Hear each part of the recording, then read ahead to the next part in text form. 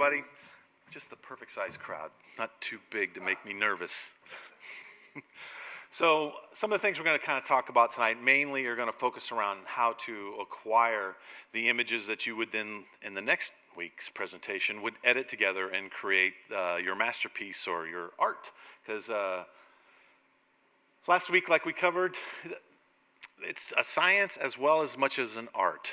So, but today we're going to dive right in, and one of my disclaimers, you can do these kinds of things that I'm going to talk about today a lot of different ways.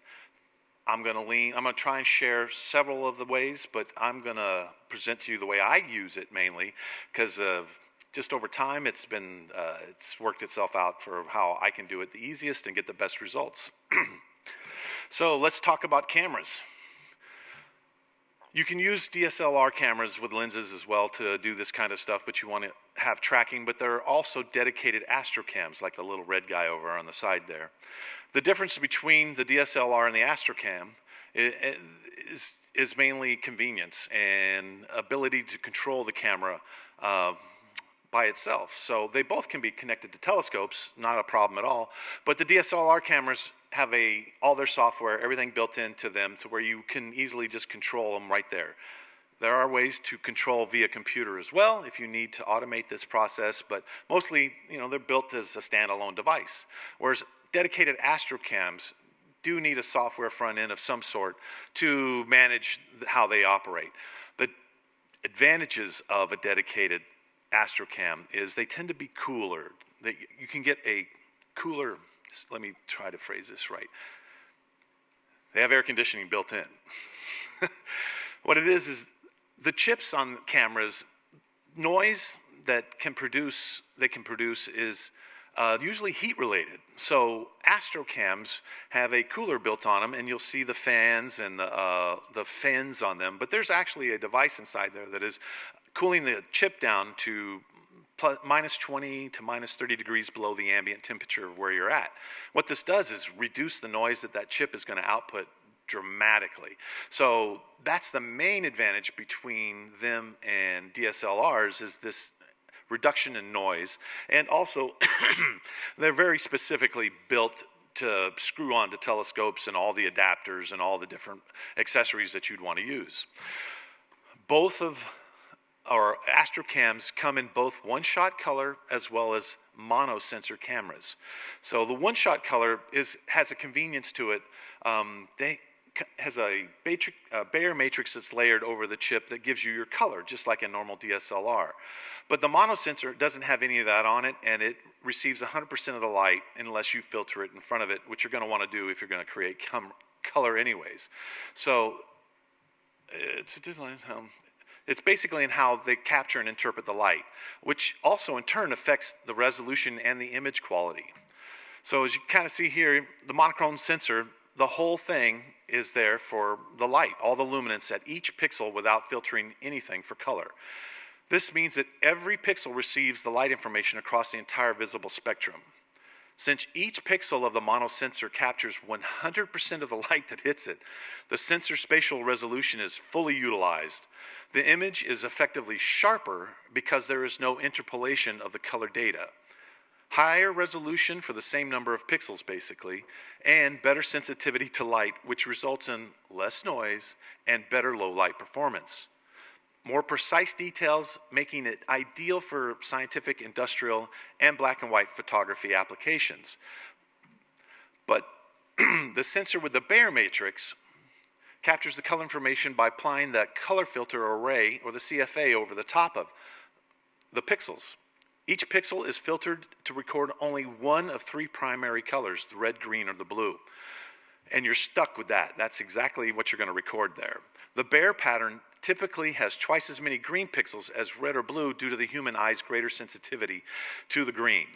Since each pixel only captures one color component, the actual spatial resolution is lower than the pixel count would suggest. So if the sensor needs to interpolate color information for each pixel from its neighboring pixel through a process called demosaicing. What the advantage is you get a full color image right in a single shot. You don't have to do anything with it. And it's pretty much how all consumer cameras operate in our phones or any cameras you buy. and it gives you, a lot of versatility over in general photography. But the key differences are in the resolution on the mono sensor. Since each pixel is capturing all the light, its effective resolution is equal to the sensor's pixel count. In other words, if you have a 12 megapixel mono sensor, it provides true 12 megapixel resolution. But on a barometric sensor, each pixel only captures a third of the light, and the process of demosaicing slightly reduces the effective resolution. So in practice, a 12 megapixel Bayer sensor may deliver effectively resolutions closer to 8 to 10 megapixels after interpolation.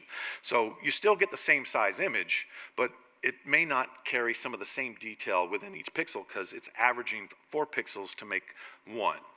So that's where you lose that little bit of resolution. But monosensors also provide a higher spatial resolution. I know I'm looking right at here because, well, you're using the color cameras and you're asking me these questions all the time. And I'm not trying to beat up on color cameras. Trust me, they're great and they have a lot of uses. In fact, several objects I prefer a color camera over black and white. But because the mono camera doesn't need to filter to create those images, it basically is picking up 3 times the sensitivity. You're receiving, so even if you use a filter, all pixels within a mono camera are receiving all of that light.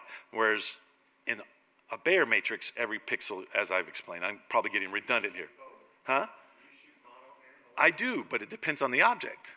So monos are great for, I think, for deep space photography. You can still use color cameras because I've used DSLRs as well as, I started with a color Astrocam just because of that convenience, because, a filter wheel, you're adding layers of complexity as you go along. But a color camera is perfect for like what's happening right outside right now, that comet. You want to have a lot of images coming in fast, and if you're changing filters every other image, things are moving across the sky, it's going to be very difficult to align 3 different panels of images to create a color image, whereas that color camera is sitting there recording all that information at once. You just need to expose longer, that's all. When you think about the amount of sensitivity that you have, so if I was going to expose, say, for a comet, on a mono sensor, 10 seconds, maybe I'll go 20 or 30 on a color, but that's exaggerating a little bit. What I actually got out there is I went from like 1 second and then 10 seconds, and that was more than enough. And we're going to get into the reasons for that here in a minute because it has something to do with how light pollution works within when you're shooting. So, as you can tell, I prefer mono sensors for deep space, long exposure photography, and for comets and planets, I would prefer a color sensor that has a high refresh rate so that you can capture as many images as possible and then stack them together. Planets tend to be brighter, so that's long exposure is not an issue, but you're getting all the colors at once. You don't have to deal with trying to combine colors with things that are moving, and then now your colors don't line up because something's moving. That's basically it for black and white and color cameras, but they all have a use and they're excellent in what they, especially the newer cams, the color cams are very sensitive, but when I switched to mono, it kind of smoked my brain. You'll see it. So let's get into calibration images. This is going to be a little nerdy. So what calibration images? They're critical to helping astrophotography because they help correct for imperfections and artifacts in data captured by the camera or telescope. These imperfections can arise from the equipment itself, environmental conditions, or the sensor used in the imaging process. Calibration images help by removing or minimizing the unwanted effects. There are 3 main types of calibration images commonly used, and that's dark frames, bias frames, and flat frames. Nowadays, you'll see flat darks also used, and mainly you want to use a flat dark if the exposure you have to take to create your flat frame is longer than, say, a second or 2, or you're getting into 5 seconds. If you're taking shots at twilight, sometimes it gets long. You will want a dark frame for that so that it can account for the noise in those longer exposures. But if you're using a flat panel, a light, or just a white background that you've pointed your telescope to, exposures tend to stay at a second or lower. I really haven't found that flat darks are necessary at all. So let's start with what a bias frame is. What a bias frame It corrects for readout noise in the sensor. So basically, bias frames are captured with the shortest possible exposure time with no light entering the camera. So what it does is it measures the read noise that's inherent on the sensor when it reads out the data, regardless of exposure length. Bias frames help remove the sensor's inherent electronic noise, which is particularly useful when capturing faint objects where small details matter. So when you're getting into your processing, you're stretching a lot, and that data that you're looking for can be really low, and it could live just outside of where that bias frame noise is. Next thing we need is a dark frame. So what this does is it corrects for the thermal noise and hot pixels. As you can see, there's quite a lot in there, and that's one of my 300-second dark frames right there. And it's stretched up to show it so that you can see it. When you normally look at these kinds of calibration frames without stretching them up or applying some sort of linear stretch, they look black. You won't even see this information. But this is where what is captured is a part of your file. So we want to get this information and be able to use it to correct. So what we're doing is we're taking a dark frame with the camera sensor at the same exposure time. So if you shot for 300 seconds, you want your dark frames to be 300 seconds. And at the same temperature. This is where the Astro cams, the dedicated cams, give you this continuity, and you can make sure that you have your light frames are shot at, say, 0 degrees Celsius, and now your dark frames are shot at 0 degrees Celsius. The noise will be equal in both frames, we hope. But that's the idea. So, so you want to take this with the lens or the telescope cap on to prevent any light in entering the camera. I tend to wrap some black wrap or some sort of black fabric around the top of it too, just so that there's no leaks at all. So what it's also recording is the dark current and the hot pixels, which are appearing as the dots. And by subtracting these dark frames from the light frame, we're actually going to remove that noise out, and it won't be present once we're done with it. The next one is, I think, the most important one out of all the calibration frames. So the flat frame is correcting for vignetting, dust spots, and other optical imperfections that may exist in your lens or your telescope. Flat frames are taken by pointing the camera at an evenly illuminated light source, such as the twilight sky or a flat field panel like I mentioned, with some optical setup, with the focuser, with the filters, and at the aperture that you shot your light frames at. So you kind of need to still be in the same focus position, and if you're using filters, you need a flat field for every filter as well, if you're going through multiple filters. If you've shot your image with a light pollution filter or any other kind of filtering on the outside, your flat fields need to include the optical train. It needs to be the same as the light frames, or it's not going to work. So these frames reveal the non-uniformities in the optical path, such as vignetting and dust, or smudges in the lens or on the filter even. Flat frames are essential for removing all of this uneven brightness and defects caused by the optics. This ensures that the final image has a consistent illumination across the frame without darkening edges or spots. And this is a comparison of two of my telescopes. You can see it depends on the telescope. They all have their own little sort of characteristics. The CDK is really nice and in the center, which I have found makes it very flexible. I don't have to take flat fields sometimes if I haven't. Say I was out in the desert somewhere shooting and I did not take a flat field and I took things apart. I found I've been able to use other flats, long as they were within the general range of rotation. So I knew I was at 0 degrees. And so this flat was shot somewhere close to 0. It works fine, but on the 8-inch Newtonian, it doesn't work so well. I have to take a flat for everything. And you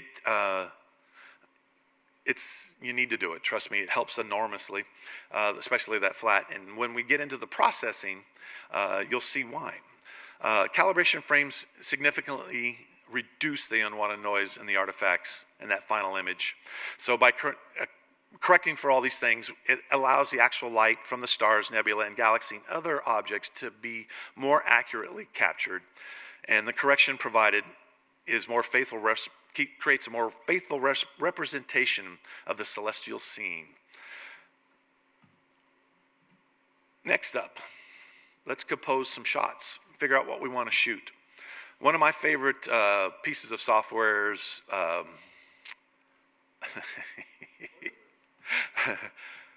Starry Night Pro.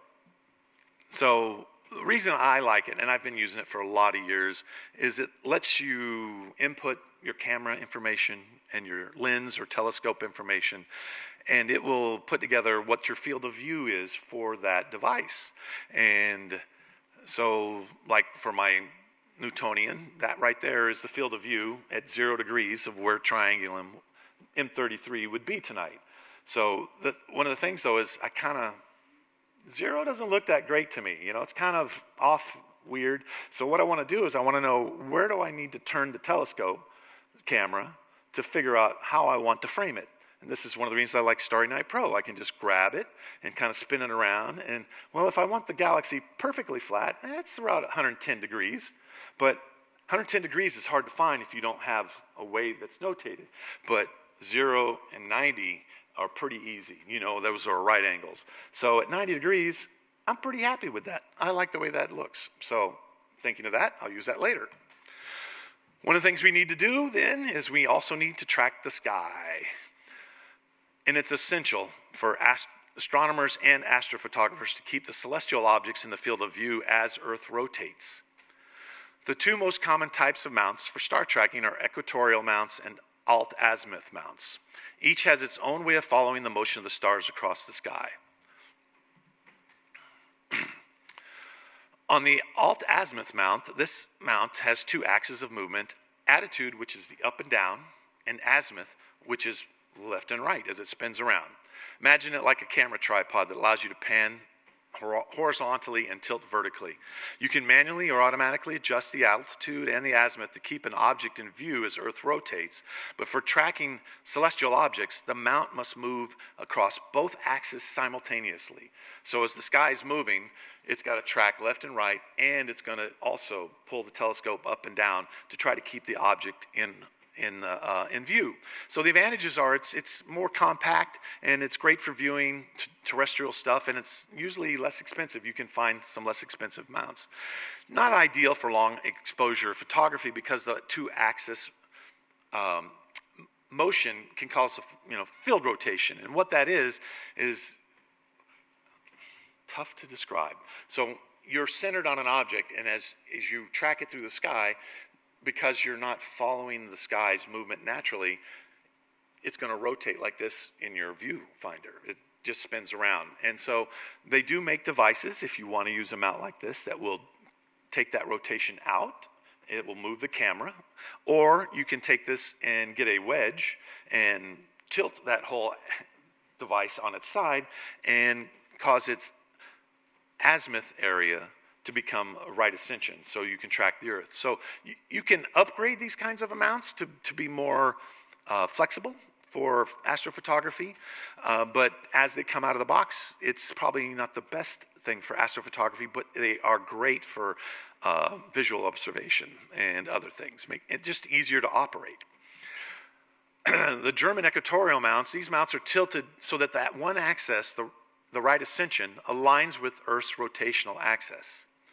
The other axis is called the declination axis, and once properly aligned, polar aligned, the mount can track the stars by moving along just the RA axis. So that secondary motion is not necessary. Just the one motion, and it's tracking the sky as it naturally moves over you.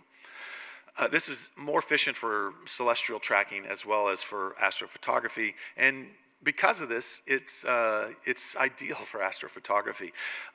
The disadvantages are it's heavier usually because you got counterweights and everything. Requires setup time because you need to get it polar aligned, and the best way to do that is at night. And like I said, it tends to be heavier. So both types of mounts are used for star tracking, but equatorial mounts are preferred for long-term tracking.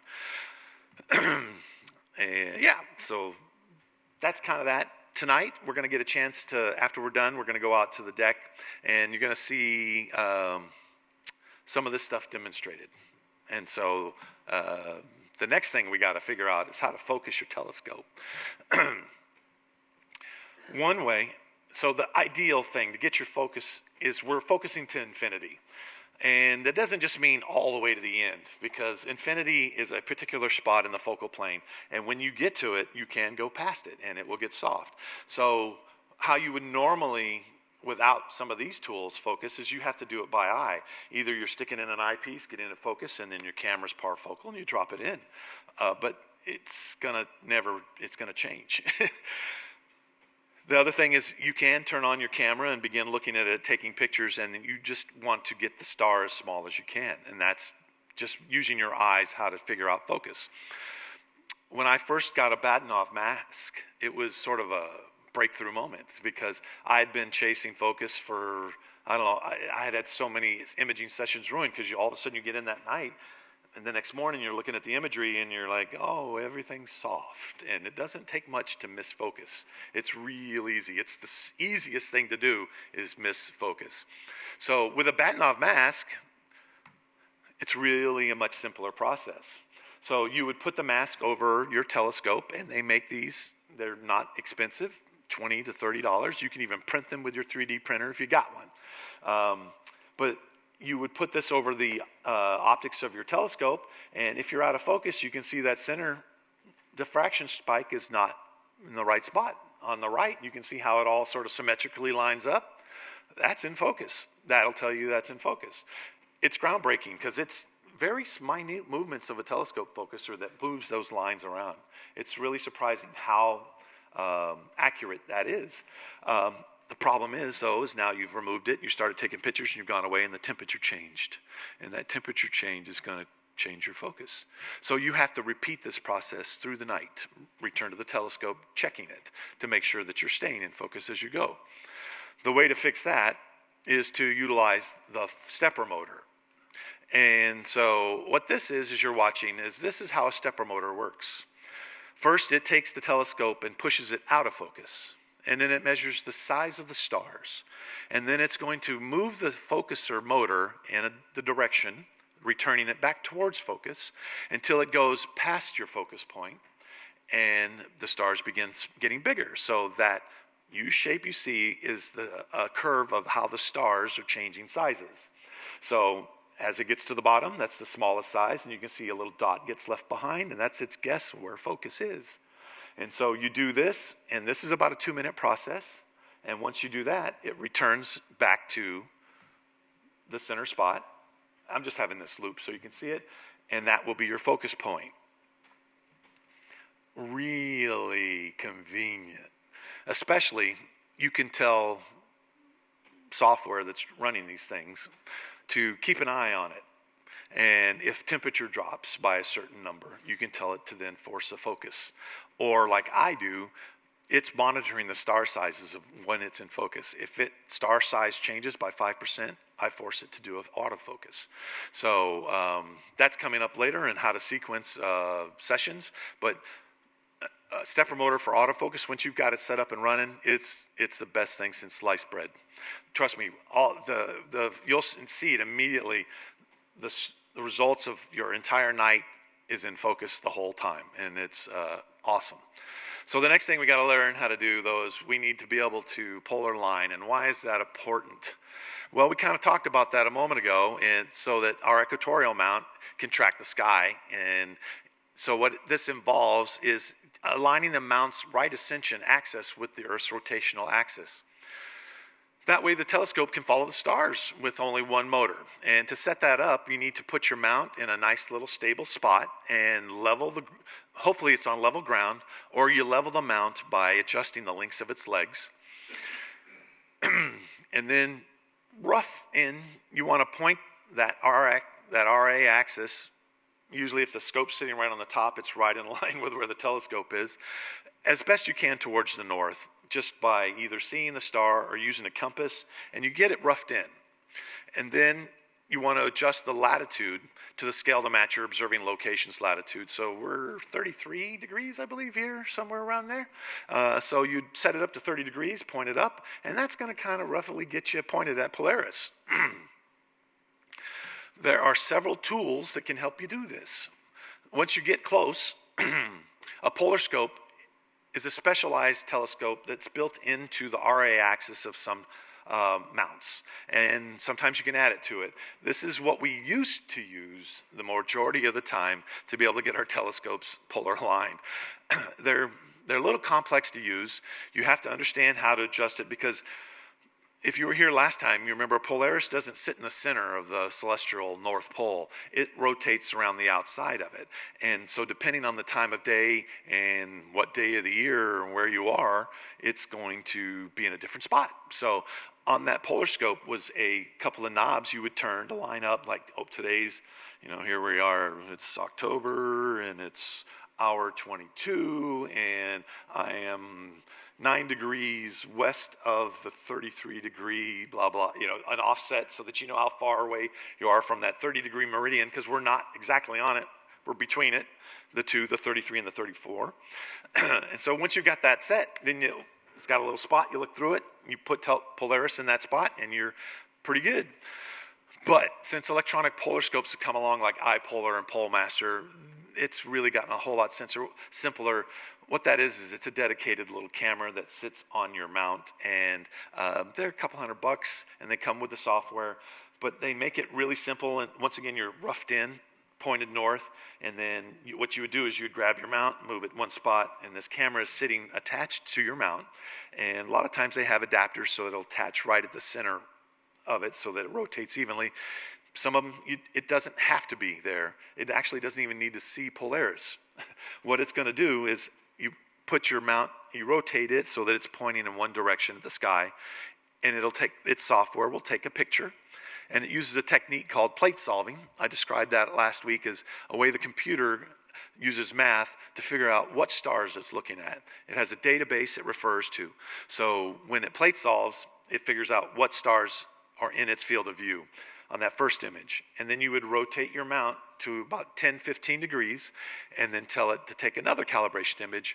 And what it does is it can tell the arc that you've just given it, and it will know how far away you are from being polar aligned. And then it will continue sampling pictures and show on the software visual display where you need to be and where you're at. And so you just start adjusting your mounts up and down, left and right, until you bring that where you are to where you need to be.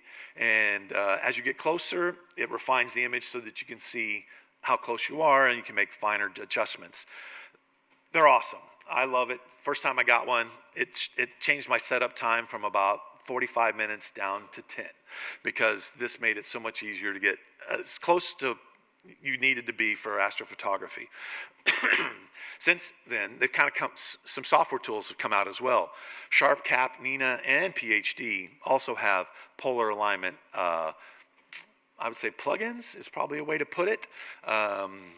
And so since that's come out, I use Nina as an acquisition software. So since it has a tool for this, I've kind of put away my iPolar, and it's sitting on the shelf in case I want to use it. I do have one out there. You can all take a look at it when we go out there later. But so what you're seeing here is the imaging window for Nina. And I am in the 3-point alignment window, ready to go. And what I've done here, it takes about 10 minutes.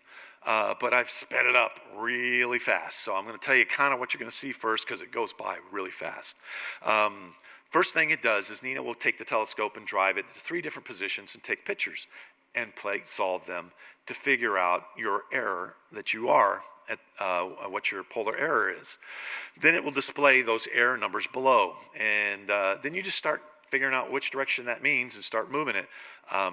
I move it the wrong way, so you'll see what happens. So here it goes. It's taking the first picture, second picture, third picture. Like I said, this is really fast.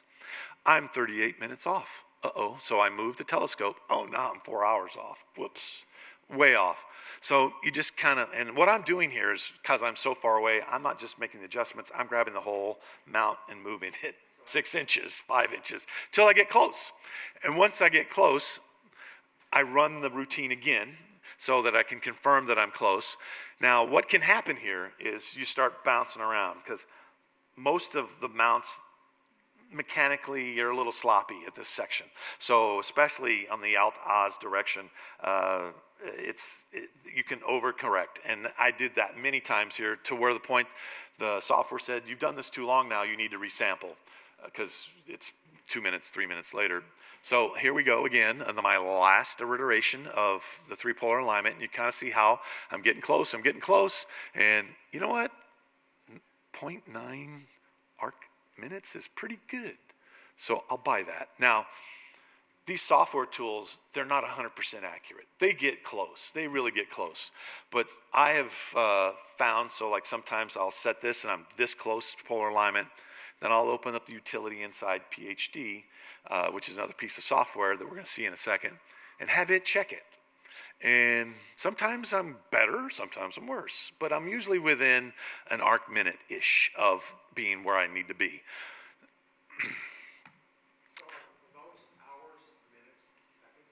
I believe it's hours, minutes, and then they kind of call it seconds, but it doesn't read out in seconds. It's a decimal of the seconds. Because I think I've never seen it do like 60 in that bottom corner to make me think that it was seconds. So it always jumps in. I've never seen that. So, but you're probably right. I would say that it is hours, minutes, and seconds. And that's basically position, how far away you are in the sky from something else. Oh, so the polar alignment, if I can get it within, say, 3 or 4 arc minutes on the worst case, it's really good. That's pretty good. It's that middle, one in the middle, like 3 or 4, not the decimal at the bottom.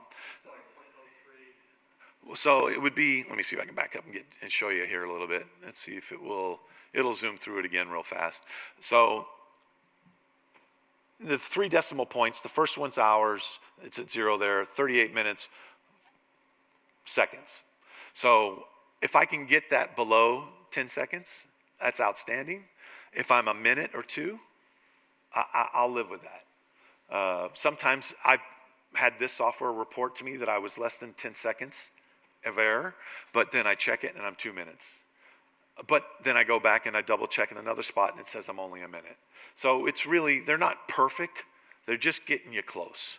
The only way you can get perfect polar alignment and I would only do this on a pier that's permanent because it's not going to wiggle or move, is drift guiding.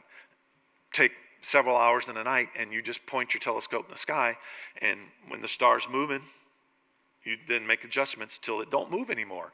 And that's drift guiding. That's an old school technique. I never got good at that. It takes a long time to do it, and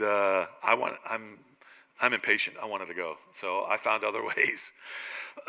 But that's the only way that I know of to precisely get as close to a perfect polar alignment that you can. And then you lock it down and you never touch it again. That's why I would use a pier. So what we also need to do, though, is help correct from some of our little bit of our misalignment for polar, the error that we have for polar alignment. We also need to correct for any mechanical errors that are in our mounts, because unless you're spending an enormous amount of money, the engineering on these mounts always has a little bit of something slop into it. So how we fix that is by auto guiding. And so what that allows for is a longer exposure times without auto guiding, equatorial mounts, errors would cause trails, blurs, sometimes little egg-shaped stars. And so auto guiding corrects for these errors, keeping the telescope locked onto a target precisely. Even high-end telescope mounts have a small bit of imperfections, and auto guiding continuously monitors the position of a star and sends corrections to the mount, ensuring that the telescope stays on the target despite these imperfections. So what will happen is RA that's continuously pushing. Sometimes they have what's called a backlash and slop, so they wiggle on this worm gear. It's such a minute amount, you don't see it, but if you're paying attention to a star and a crosshair, you will see it moving. So an auto guider will pick a spot and put that star in it and then send commands to that mount to speed up, slow down. Your pole alignment's off a little bit, change the deck just a teeny bit, and it will nudge the telescope around, make sure everything stays exactly on target. Methods for auto guiding usually you'll see it like this, where you have a separate telescope that's mounted on top of your telescope. It's piggybacked with its own camera. And it tends to be a much smaller system. Auto guiding is extremely accurate. They're like to a decimal within a pixel of your camera. So it can sense any tiny bit of movement. And so you don't need to have a giant telescope for guiding if the caveat is if your main telescope or lenses are not super long. So 800 millimeter telescope on a 200 millimeter guide scope is fine. It has enough effective resolution to be able to maintain that 800 millimeter lens in the same spot. But if you had 1700 millimeters and a 200, you might start to see it might not be able to correct enough out. So to fix this, we utilize another technique called off-axis guiding. And what this does is, instead of having a secondary telescope, you utilize the same telescope that you're imaging with to guide with your base. So what you have, a piece of equipment that has a prism, a small piece of mirror that picks off a little bit of the light that's going to the main telescope and sends it down a tube that's headed towards a guide camera, as you can see on the right side, that's mounted onto that off-axis guider. It does not get in the way of the main guide or the main sensor of the main camera. They're usually adjustable so that you can you can adjust how much that little mirror squeeze. If you have a smaller sensor, you can put it way inside so it's picking up more of the central cone of light coming from your telescope. But if you have larger sensors like S35 or even full frame sensor, it's got to be way outside on the edge or it will block the main sensor. Now, the advantage of this is you're now guiding at the same focal length that you are imaging at. And guide cameras tend to have much smaller pixels, and so the sensitivity, you may watch on the guide camera, there's a lot of movement going on, but the fact is that what your main camera is seeing is that movement doesn't even cover a single pixel. It's inside a pixel, so it will always come out as that single piece of light. It won't see the actual movement. And how you set that up is almost all software out there that manages acquisition sessions, controlling how you image, uses an external piece of software called PhD. And PhD stands for Push Here, Dummy. It's a pretty simple software. The beauty of it is it doesn't care how your camera, that's your guide camera, is oriented compared to the mount. So the XY of your camera does not have to be perfectly aligned to the mount.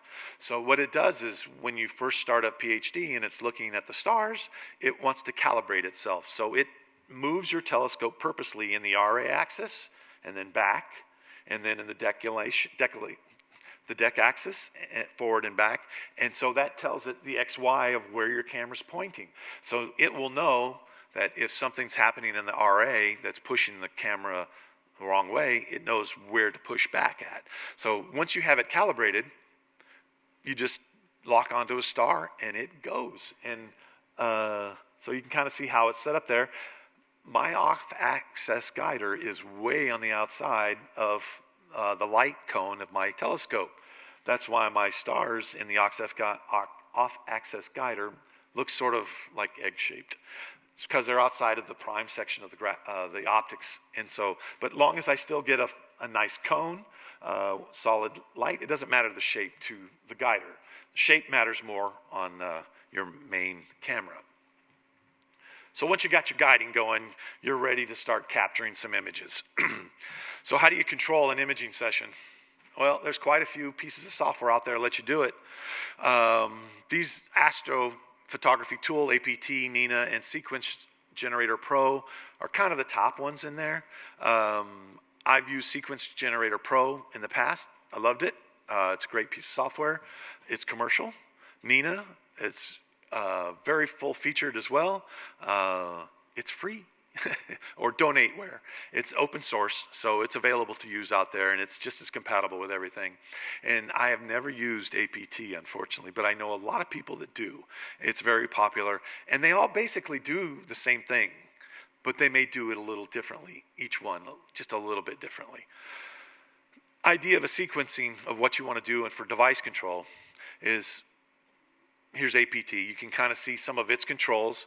Is you want to be able to manage all your equipment on the telescope and the mount in a coordinated way so that you can automate your sessions and not have to stay up all night with them. That's my favorite part. So APT here, I unfortunately don't know a lot about it, but I can talk about Nina a little bit more. One of the things, so there's an image that we've been taking, and the sequencer information is on the right. It kind of tells you where it's at. That stuff on the bottom is the graph for the guiding camera.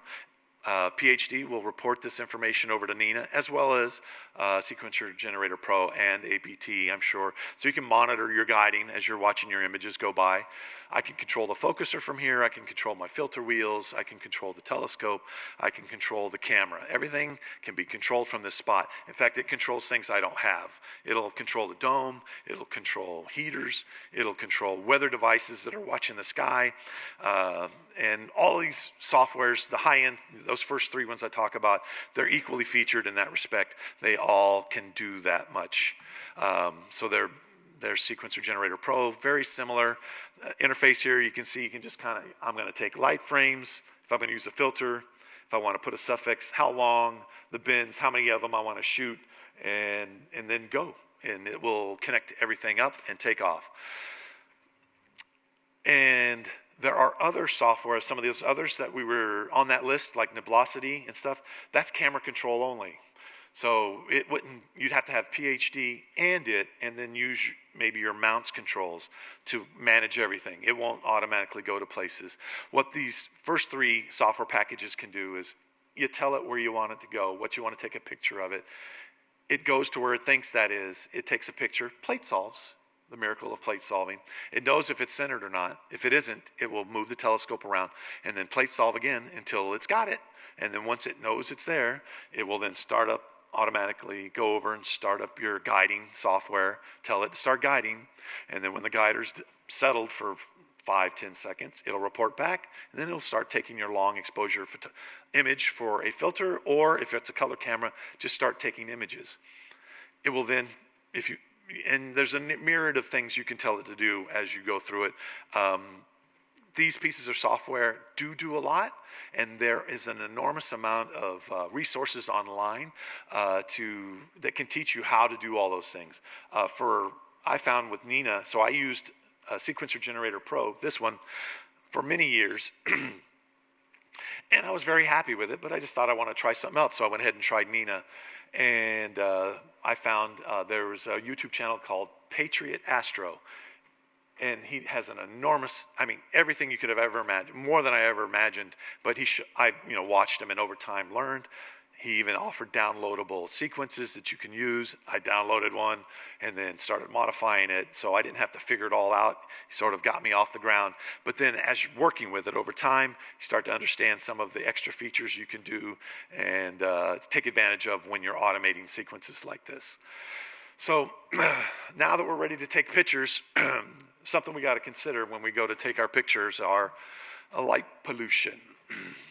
So this is a finished stacked image of M33, and you can see that gradient edge off to the far right side.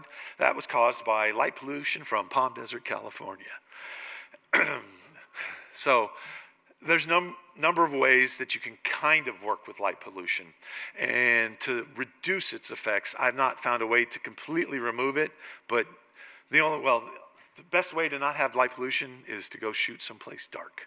Go out in the middle of the desert, you won't have this problem as bad. It's still there, it's amazing, but it won't be that bad. So one of the considerations you can use, though, is there's a myriad of light pollution filters out there, some really good ones. And with a color camera, it's much simpler. You just drop that one filter on and you start taking pictures, and it does pretty good. It's actually, and you can experiment with different ones that have different, how heavy-handed they are in trying to filter out the light pollution. And what they're really doing is they're creating bandpass, or band cut. So mercury vapor lights, as well as some other types of exterior lighting, tends to fill up a certain part of the spectrum. So what they'll do, a light pollution filter will make it so that part doesn't get through the filter. Only the light that's around it makes it to the filter. And some of them are heavier than others.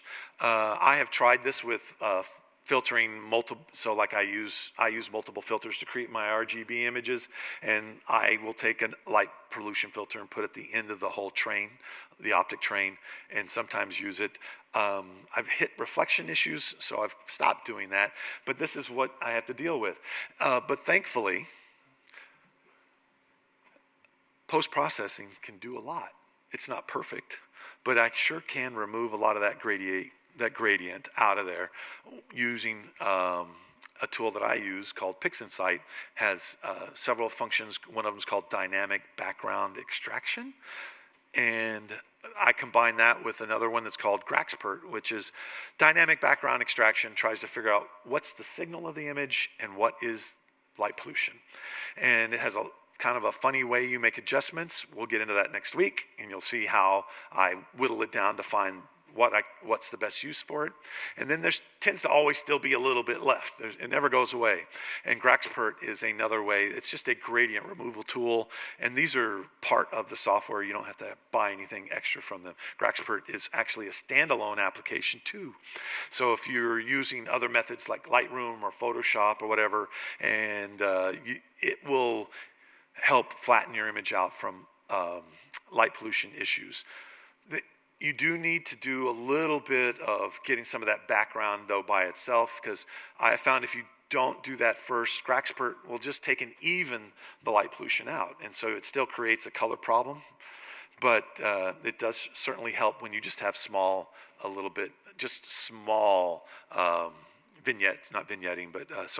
gradients that you have to fix. So how do we figure out what exposure we want to do? And the reason I'm coming back to APT is because it had the best representation for a histogram on it. So what we want to do, as you can kind of see what's going on there, is my sort of guidelines for finding your exposure is you want to expose for keeping your signal not too low, which is, as you can see, all those little humps right there. There's a little bit of space on the left-hand side. I tend to want to get those things to line up within that third of the left side of a histogram. What that left and right represents is the amount of signal that you've captured. And the further that bump of signal gets into the middle, what you're doing is you're really capturing just more sky background. Everything to the left of that histogram is background noise. It can be light pollution too. That's where the sky background lives. So the more you capture of it, the harder it is to get out. Also, when you maintain that histogram levels on the left side like that, what you're doing is you're preserving the highlights. So stars are tiny, bright hot spots. And when the chip on your imaging sensor is maxed out, you've burnt the highlights. So basically that star can easily occupy the maximum value that chip can do. And if you overexpose too much, you're starting to blow out your image. So the idea when you acquire your images, you want to save the highlights as much as possible while still not burying all your signal to the left or to the right. And what that does is when we're in the post-processing part of it, we can decide how big our stars are or how small they are if you've saved that highlight information. So I tend to want to expose on that left side, and kind of how I do that is this. You can see in the top left corner over here is my histogram in Nina, and you'll see that little bar there never gets too far from the left, but I never bury it on the far left. I try to always give it a little bit of signal. And this is again a time lapse. These are 5-minute exposures going by, and you're seeing the guide graph just fly by. And if you notice, it's moving. It's saying the stars are my guide stars are moving around, but you don't see any change in the shape of the stars above. And that is the effect of having a higher resolution guiding system than you're actually imaging with. And so what you're seeing here on the right side is the sequence going through the different filters. And they're changing over here on the left as well, the bottom of the controls for it. And what that right side is showing you is the status of where we are in the sequence. And one of the things I liked about Nina, and I don't know if APT does this as well, was I could set a loop. I could tell it, loop these 3 filters until certain time of night. I don't have to know how many times or how many images I want it to take. It just loops. In Sequence Generator Pro, I had to actually do the math. Tonight I'm gonna shoot 24 reds, 24 greens, 24 blues. That equals 8 hours. Does that finish before the sun come up? That kind of thing. Whereas inside Nina, I just tell it to loop, and I tell it to stop at astronomical dark or sunrise. So once astronomical dawn happens, it knows that's the last one it's going to shoot, and then it's going to shut off the system, park the telescope, cool the camera, and stand by for me to put the cover on it when sunrise, when I get up about 6:30 or 7 to go outside and cover it so it's not in the sun. Having this kind of automation, it may seem like you're taking some of the fun out of it a little bit because you're not sitting there and enjoying the moment, but I've done that a lot. And in my backyard, there's not a lot of stars to look at. And I image the majority of the time in my backyard. When I get to go out to a nice dark sky location, yes, the chair, the cooler is out, my binoculars are out, telescope's running. I'm not sleeping that night. I'm just enjoying the glory of watching the Milky Way pass in front of me, or if it's the winter Orion or all the winter objects, loving it with binoculars, and I may fall asleep in that chair and going to wake up to sunrise. But my telescope has been sitting there cooking away all night, and I got images to go home with. So that's why I like to automate this stuff, and that's how I gather my images that next week we'll start talking about how to process. And hopefully, as you saw that gathering of images a moment ago, this is what that looked like in the end after it was processed and put together. So that's kind of it for that. Any questions just to kind of start there? One of the things we're going to do is I've got 2 telescopes set up out on the deck. One of them is you can look into a polar scope. It shows you where Polaris should be, and you can look in it. Feel free to adjust the mount. I'll show you where you can play with the knobs and try to get it lined up. The other one is going to be running Nina's 3-point polar alignment setup. We have it on the big screen, and we can play with it. You can sit there and I'll let you adjust the mount. We got enough people here, we can all take a turn at it, or you can just watch the system go, and maybe we'll take some pictures of something. But mostly it's kind of about that for tonight. So any questions? What object is that? That's the center of the heart. So the object that he's asking about is actually a much bigger object, but I really love the detail of all that little wispy stuff in the middle, so I used higher magnification. I used an 800 millimeter instead of, say, a 600 millimeter, which would have showed the whole thing, but I wanted to get inside it because I am falling in love with looking at the detail in these kinds of images. I think that's why I do this, is in the end, I'll stop, and then once I've got something processed, I'll just zoom right in and start exploring all the different sort of shapes, nodules, look at how the light is affecting the different things. You can tell if something has got a highlighted ridge, that usually means it's backlit. It's got something brighter behind it. The colors that are glowing are basically like a neon light. The stars are energizing the gases that are in that region. And so like that orangey that's all hydrogen. This is a narrowband image. The blue is oxygen in the area. And then the dark sections are just, darker dust that's not being lit. And it tends to be the darker objects. Think of it in a 3D sense. What's darker is in front of the light source, and then what's brighter is behind. So like those darker elements up on the top right side, I would say that's kind of out in front, and these other things are kind of in the middle. And what this was a stellar nursery. Pretty much everything is a stellar nursery that's got hydrogen around it.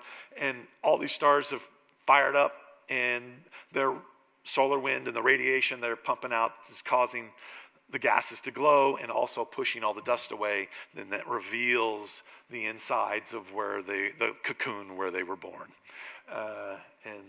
Like I said, I can guess, it's like a Rorschach image. I just sit there and find patterns, and I love going around and just exploring them.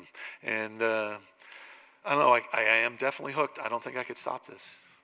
I'm going to keep imaging objects and exploring different ways to utilize this these techniques to do some stuff. Hopefully a little science and maybe a little bit of other stuff. So thank you very much. And if you want, everybody, we can wander out, and it's going to take a moment to get things booted up, but we'll get it running on the deck. Thanks, everybody.